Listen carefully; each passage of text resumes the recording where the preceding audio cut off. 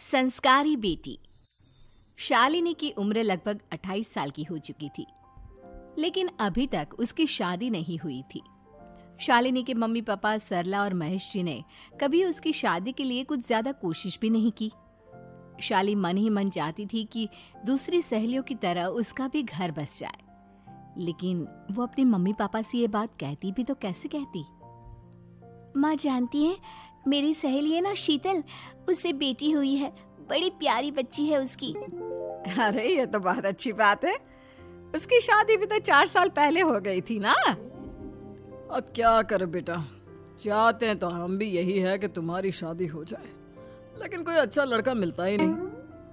कोई बात नहीं मम्मी पापा, मैं जानती हूँ आप मेरे लिए बहुत अच्छा रिश्ता ढूंढना चाहते हैं, और अभी मेरी इतनी उम्र भी तो नहीं हुई है।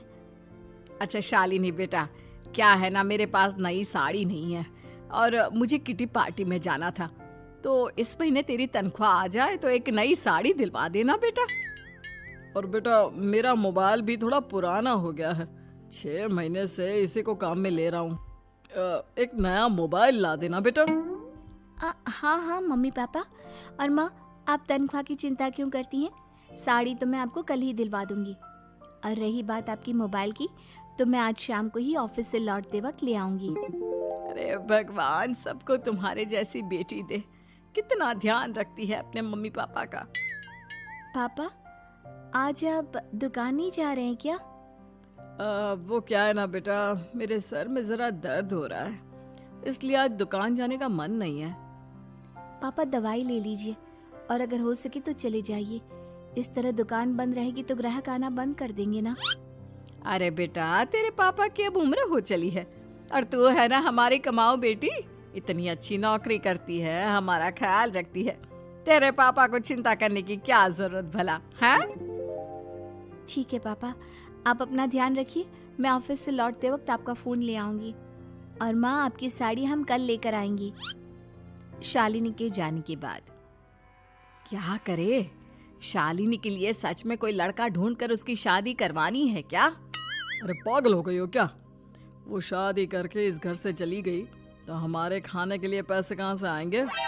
जानती हूँ वैसे भी आपको ना दुकान पर जाने में, काम करने में आलस आता है, अच्छे से पहचानती हूँ आपको। हाँ तो क्या हुआ, बेटी नौकरी करती है, जब बच्चे माँ बाप की कमाई पर मजाक कर सकते हैं, तो क्या माँ बाप बच्चों की कमाई पर थोड़े दिन चैन से जी नहीं सकते?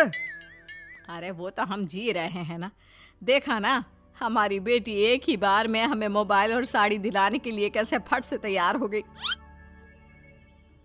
एक दिन सरला की एक पड़ोसन अपने भतीजी का रिश्ता लेकर सरला के घर आती है। सरला बहन, ये मेरा भतीजा है प्रशांत, इसके लिए रिश्ता ढूंढ रही थी बहुत दिन से। अचानक से तुम्हारी बेटी का ख्याल आया, इतनी सुंदर और अच्छी नौकरी वाली लड़की है, मुझे तो बहुत पसंद है।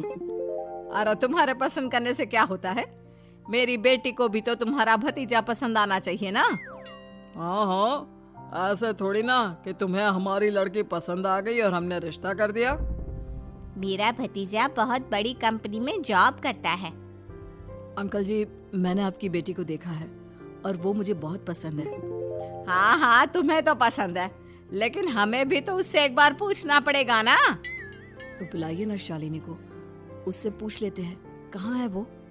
ऑफिस गई है और उसको आने में अभी देर लगेगी। लेकिन तभी शालिनी ऑफिस से आ गई।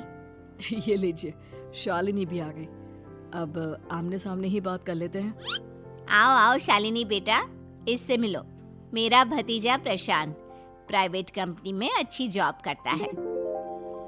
अब बेटा, तुम्हें ये लड़का पसंद है क्या? देखो बेटा, सोच समझ कर हाँ करना, तुम्हारे ऊपर कोई जबरदस्ती नहीं है। मम्मी पापा, प्रशांत की जॉब और उसकी बातें सुनकर मुझे तो काफी अच्छा लगा, मैं उससे शादी करने के लिए तैयार हूँ। ये लो, सारा मामला यहीं के यहीं निपट गया, लड़का और लड़की राजी हैं, तो अब हमें क्या। सरला की पड़ोसन और प्रशांत वहां से चले जाते हैं। अगले दिन, क्या हुआ मम्मी पापा, आप इतने उदास क्यों लग रहे हैं? वो क्या है ना बेटा, तुमने शादी के लिए हाँ कर दी उस लड़के के साथ। तो क्या हुआ माँ, उस लड़के में कोई खोट है क्या? आपको वो पसंद नहीं? अरे नहीं नहीं बेटा, जिसमें तुम्हारी खुशी उसमें हमारी खुशी। हमें भी लड़का पसंद है। तो फिर क्या बात है? अगर कुछ भी है तो आप मुझे बता सकते हैं।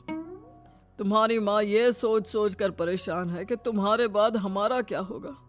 तुम हमारी इकलौती बेटी हो, हमारा बुढ़ापा कैसे कटेगा।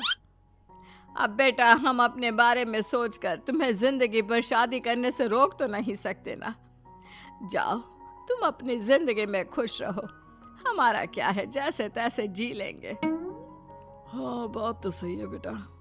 कैसे भी करके मैं दुकान का काम कर लूंगा। तुम और प्रशांत शादी करके खुश रहो। अपने माँ बाप की बात सुनकर शालिनी काफी दुखी हो जाती है। उसे लगने लगता है कि वाकई में उसकी शादी हो जाने के बाद उसकी माँ और बाप का ख्याल कौन रखेगा। और यही सोचकर वो एक दिन प्रशांत से मिलती है।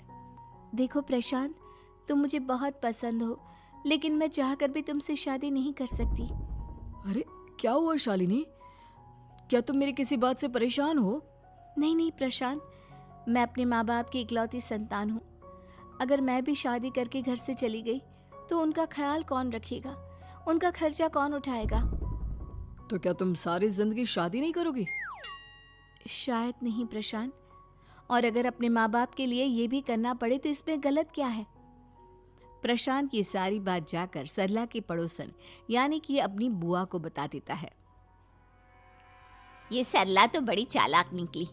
प्रशांत, वो अपनी बेटी के साथ खेल खेल रही है। कैसा खेल? आप क्या कहना चाहती हैं?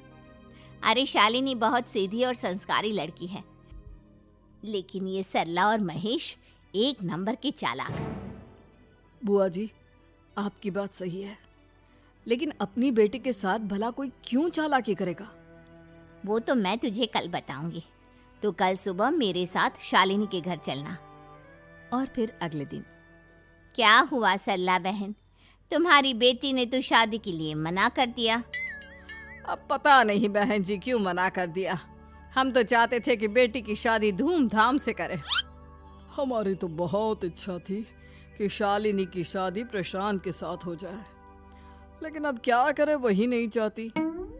आंटी जी, शादी के बाद मुझे अपने माँ बाप की बहुत चिंता रहेगी। उनका ख्याल कौन रखेगा, और इसलिए मैं प्रशांत तो क्या किसी से भी शादी नहीं करना चाहती। अंधी हो गई हो क्या माँ बाप के प्यार में? पहले जरा अपने माँ बाप से सच तो पूछ लो। कैसा सच?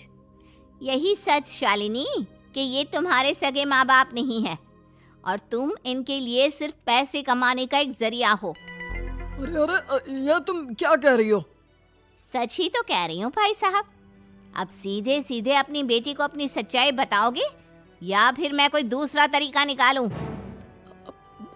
हमें माफ कर दो शालिनी।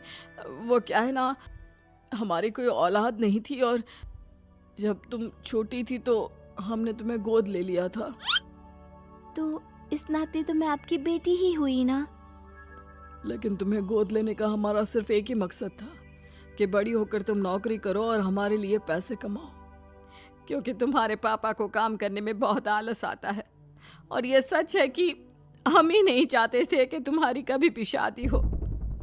कोई बात नहीं मम्मी पापा, आपने मुझे गोद लिया, पाल पोस कर बड़ा किया।